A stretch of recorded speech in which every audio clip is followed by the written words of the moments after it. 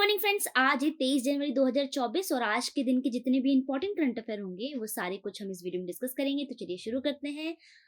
आप सभी को जय श्री राम। शुरू करने से पहले प्लीज वीडियो को लाइक कर लीजिए। तो हमारा आज का पहला करंट अफेयर है, छठवें खेलो इंडिया गेम्स 2024 का उद्घाटन हाल ही में किसके द्वारा किया गया है? तो छठवें खेलो इंडिया गेम्स 2024 का उद्घाटन किया गया है हमारे पीएम श्री नरेंद्र मोदी जी के द्वारा। पीएम मोदी ने तमिलनाडु के राज्यपाल आर.एन. रवि और सीएम स्टालिन की उपस्थिति में छठवें खेलो इंडिया गेम्स 2024 का उद्घाटन किया। 19 से 31 जनवरी 2024 तक चलने वाले इन गेम्स में 5500 से अधिक एथलीट 26 प्रतिस्पर्धी खेलों में भाग लेंगे। ये पहली बार है जब खेलो इंडिया यूथ गेम्स दक्षिण भारत में आयोजित किए जा रहे हैं। तो सही आंसर इस क्वेश्चन का नरेंद्र मोदी। नेक्स्ट है, 75वें एमी अवार्ड 2024 में सर्वश्रेष्ठ ड्रामा सीरीज का पुरस्कार किसने जीता है? तो 75वें एमी अवार्ड 2024 में सर्वश्रेष्ठ ड्रामा सीरीज का पुरस्कार जीता है सक्सेशन ने बेस्ट राइटिंग ड्रामा सीरीज का पुरस्कार अपने नाम किया है और कुल मिलाकर 6 अवार्ड इसने अपने नाम किए हैं। अब इम्पोर्टेंट बात कि 75वें एमी अवार्ड 2024 आयोजित कहाँ किए जा रहे हैं? तो ये आयोजित किए जा रहे हैं लॉस एंजल कैलिफोर्निया के पीकॉक थिएटर में। तो सही आंसर इस क्वेश्चन का ए ऑप्शन, सक्सेशन। नेक्स्ट है, भारत सरकार ने किस भाषा को शास्त्रीय भाषा का दर्जा देने का निर्णय लिया है? तो इंडियन गवर्नमेंट ने प्राकृत, फारसी और पाली उपर्युक्त तीनों भाषाओं को शास्त्रीय भाषा का दर्जा देने का निर्णय लिया है। सही आंसर इस क्वेश्चन का उपर्युक्त सभी। विदेश मंत्री एस जयशंकर ने भारत सरकार की नई शिक्षा नीति के तहत फारसी को भारत की 9 शास्त्रीय भाषाओं में से एक के रूप में शामिल करने का फैसला किया और यह फैसला एस जयशंकर ने ईरान की 2 दिवसीय यात्रा पर लिया और फारसी भाषा के अलावा प्राकृत और पाली को भी शास्त्रीय भाषा का दर्जा दिया। तो सही आंसर इस क्वेश्चन का उपर्युक्त सभी। नेक्स्ट है, कश्मीर के झेलम स्टेडियम का नाम परिवर्तित करके किसके नाम पर रखा गया है?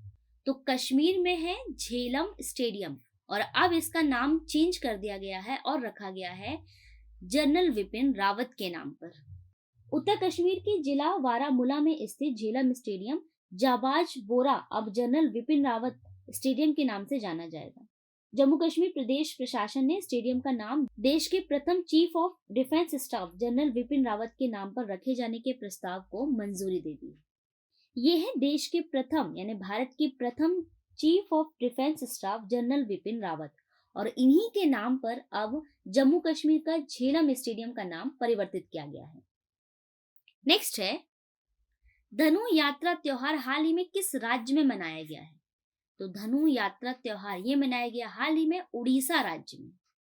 उड़ीसा के बरगढ़ में सालाना होने वाली ध्रुव यात्रा प्रारंभ हुई है। भगवान कृष्ण के बाल्यकाल को विशेष तरीके से मनाए जाने की यात्रा आमतौर पर खुले आसमान के नीचे होने वाला विश्व का सबसे बड़ा थिएटर माना जाता है।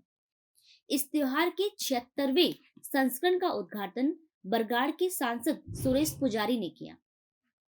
यह है मैप में उड़ीसा। इसकी राजधानी है भुवनेश्वर। इसके वर्तमान मुख्यमंत्री हैं श्री नवीन पटनायक, वर्तमान राज्यपाल हैं श्री रघुवर दास और इसका स्थापना दिवस है 1 अप्रैल। उड़ीसा में 1 अप्रैल को उत्कल दिवस मनाया जाता है। फ्रेंड्स, अगर वीडियो पसंद आ रहा है तो प्लीज इसे लाइक कीजिए।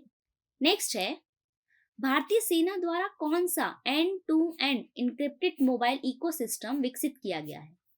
तो भारतीय सेना के द्वारा संभव end to end encrypted mobile ecosystem विकसित किया गया है।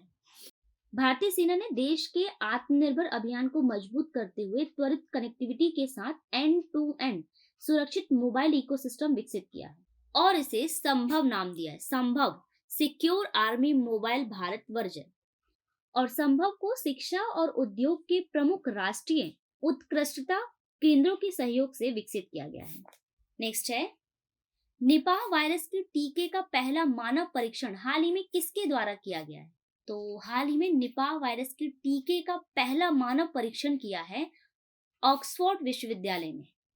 ऑक्सफोर्ड विश्वविद्यालय के शोधकर्ताओं ने घातक निपाह वायरस वैक्सीन के लिए पहला मानव परीक्षण शुरू किया है, जिसमें ऑक्सफोर्ड वैक्सीन समूह के नेतृत्व में 18 से 55 वर्ष की आयु के 51 प्रतिभागियों को शामिल किया गया है। नेक्स्ट क्वेश्चन है, गुट निरपेक्ष आंदोलन NAM नॉन अलाइंड मूवमेंट का 19वां शिखर सम्मेलन हाल ही में किस देश में हुआ है? तो गुट निरपेक्ष आंदोलन का 19वां शिखर सम्मेलन ये हाल ही में आयोजित हुआ है युगांडा देश में। युगांडा की राजधानी कंपाला में 19 जनवरी को गुटनिरपेक्ष आंदोलन के राष्ट्राध्यक्षों और शासनाध्यक्षों का 19वां शिखर सम्मेलन शुरू हुआ। उद्घाटन समारोह में युगांडा ने अजरबैजान से गुटनिरपेक्ष आंदोलन की अध्यक्षता संभाली। तो सही आंसर इस क्वेश्चन का युगांडा। ये है मैप में युगांडा, इसकी राजधानी है कंपाला, यहाँ के राष्ट्रपति हैं युवेरी मुसेवेनी और यहाँ की मुद्रा है शिलिंग। नेक्स्ट है, गुजरात के किस स्थान पर 800 ईसा पूर्व की मानव बस्ती के अवशेष प्राप्त हुए हैं? तो गुजरात के वडनगर स्थान पर 800 ईसा पूर्व की मानव बस्ती के अवशेष प्राप्त हुए हैं। गुजरात के वडनगर में 800 ईसा पूर्व मानव बस्ती होने के अवशेष मिले हैं और यह खोज IIT खड़गपुर, ASI, JNU और दक्कन कॉलेज के शोधकर्ताओं ने की है। तो सही आंसर इस क्वेश्चन का डी ऑप्शन, वडनगर। नेक्स्ट है, भारतीय नौसेना में नौसेना संचालक महानिदेशक के रूप में किसे नियुक्त किया गया है? तो भारतीय नौसेना में नौसेना संचालक महानिदेशक के रूप में नियुक्त किया गया है वाइस एडमिरल AN प्रमोद को। ये है वाइस एडमिरल AN प्रमोद और इन्होंने नौसेना संचालक महानिदेशक के रूप में पदभार ग्रहण किया है और इन्होंने यह पद 15 जनवरी 2024 को ग्रहण किया है। तो फ्रेंड्स, ये था हमारा आज का सेशन। आई होप आपके लिए हेल्पफुल रहा होगा। अब लास्ट जो मैंने आपसे सवाल पूछा था उसे देख लेते हैं। हमारा last day of the question है, जनवरी 2024 के दौरान किस देश ने पाकिस्तान पर सर्जिकल स्ट्राइक की है? तो जनवरी 2024 के दौरान पाकिस्तान देश पर सर्जिकल स्ट्राइक की है ईरान देश ने। अब आज का सवाल, हमारा आज का सवाल है, असम के सर्वोच्च सम्मान असम वैभव के लिए किसे चुना गया है? इसके ऑप्शन है रतन टाटा को, या DY चंद्रचूड़ को, या रंजन गोगोई को, या इनमें से कोई नहीं। इस सवाल का जवाब आपको कमेंट सेक्शन के जरिए देना है और जितना कुछ आपको इस सवाल के बारे में पता है वो सारा कुछ उसमें मेंशन करना है। और जो भी व्यक्ति सवाल का सबसे पहले सही जवाब देगा उसे हम मनी प्राइज देंगे।